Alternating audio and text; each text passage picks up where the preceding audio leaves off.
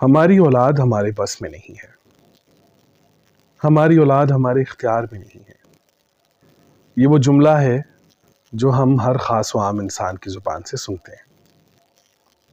اس نقصان میں اولاد کا ہاتھ کتنا ہے، والدین کا ہاتھ کتنا ہے، معاشرے کا ہاتھ کتنا ہے، اس پر ہم بعد میں بات کریں گے۔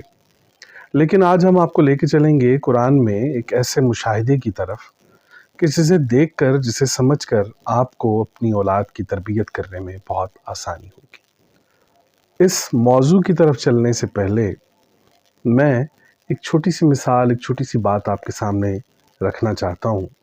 پنجاب کے رہنے والے لوگ یا کھلے میدانوں میں، کھلی زمینوں میں رہنے والے لوگ، انہوں نے دیکھا ہوگا کہ درختوں میں ایک قسم ہے جسے ہم بوہڑ کا درخت کہتے ہیں۔ پنجاب والے اسے بوڑی کا درخت کہتے ہیں پنجابی میں، اردو بولنے والے اسے برقت کا درخت بھی کہتے ہیں۔ تو وہ اس کا حجم، اس کا سائز بہت خوبصورت ہوتا ہے، دکھنے میں وہ بہت زبردست ہوتا ہے، دوسرے تمام درختوں سے بڑا ہوتا ہے، اس کا سایہ بہت بڑا ہوتا ہے۔ عمومی طور پہ پنجاب میں بہت سی پنچایت اور بہت سے جرگے جو ہیں، فیصلے اسی کے سائے میں بیٹھ کے ہوتے ہیں۔ گاؤں کے رہنے والے لوگ بوہڑ کی اہمیت سے اچھے طریقے سے واقف ہیں۔ یوں تو بہت سے فوائد اس کے دکھائی دیتے ہیں، جیسا کہ سایہ اس کا بہت زبردست ہوتا ہے، اس کی چھاؤں جو ہے وہ بڑی ٹھنڈی ہے، بڑی میٹھی ہے، لوگ بیٹھتے ہیں اس میں، سستاتے ہیں، بڑا آرام کرتے ہیں۔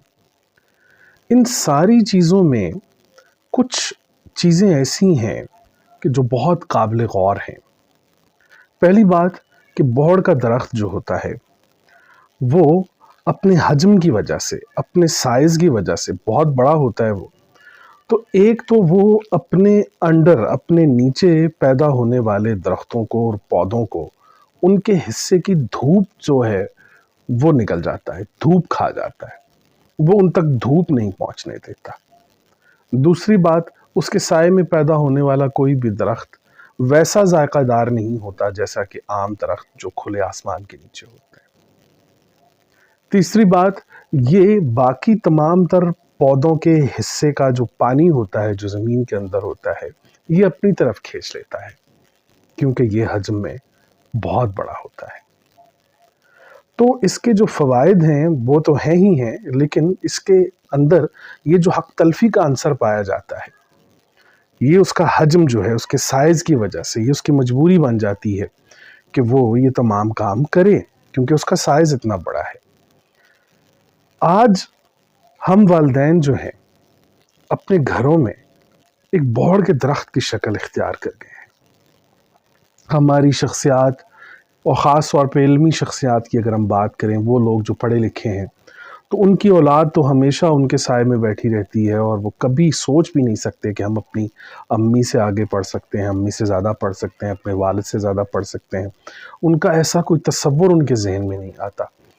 تو کبھی کبھی ہم جو ہیں وہ بوہڑ کا درخت بن چکے ہوتے ہیں کہ ہماری اولاد جو ہے وہ ہمارے سائے میں ان کا دم گھٹنے لگتا ہے، ان کی صلاحیتیں جو ہیں وہ دم توڑنے لگتی ہیں۔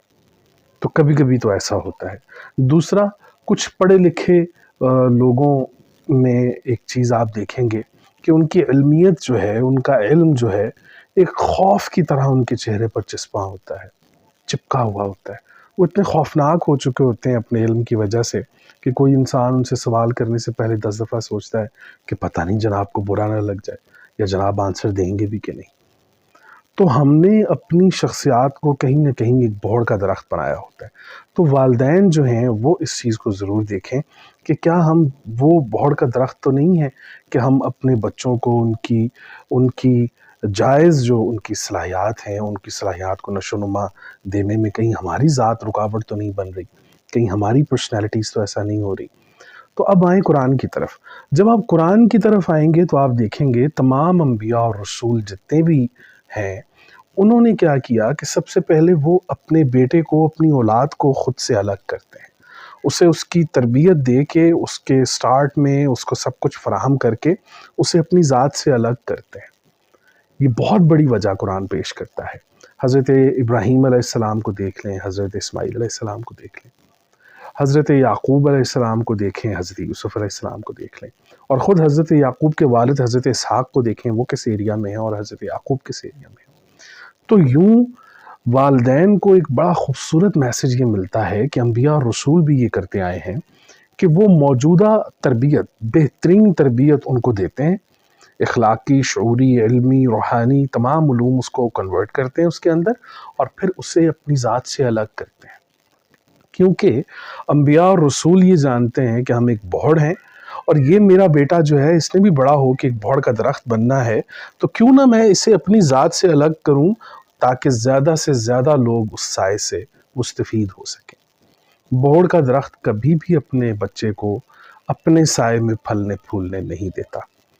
تو جناب آپ سے درخواست یہ ہے کہ اپنی شخصیات کو اتنا ملائم، اتنا نرم رکھیں کہ آپ کی اولاد جو ہے وہ آپ سے آگے نکلنے کا سوچے، اور دوسرا آپ کی علمیت جو ہے وہ آپ کے چہرے پر خوف کی طرح نہیں چسپاں ہونی چاہیے۔ ایک علم والے انسان پر محبت لازم ہے۔ تو قرآن میں انبیاء کا یہ طریقہ آپ ضرور دیکھیے کہ تمام انبیاء اور رسول جو ہیں وہ اپنی اولاد کو ضرور اس کی صلاحیتیں فراہم کرنے کے بعد اسے اپنی ذات سے الگ کرتے ہیں۔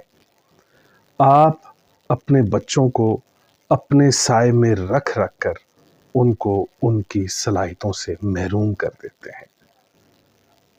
اللہ تعالیٰ آپ کی اولاد پر، آپ پر تسکین القرآن نازل فرمائے، اپنی رحمتیں نازل فرمائے۔